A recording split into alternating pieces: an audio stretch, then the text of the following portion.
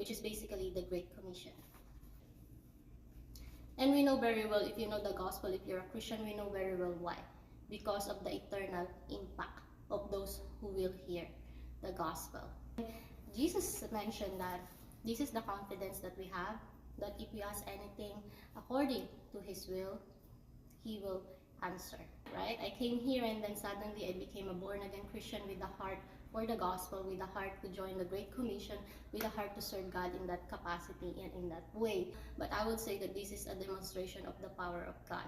Give glory to God, because all of this happened before I became a born-again Christian. And so I believe that God gave me a Canadian passport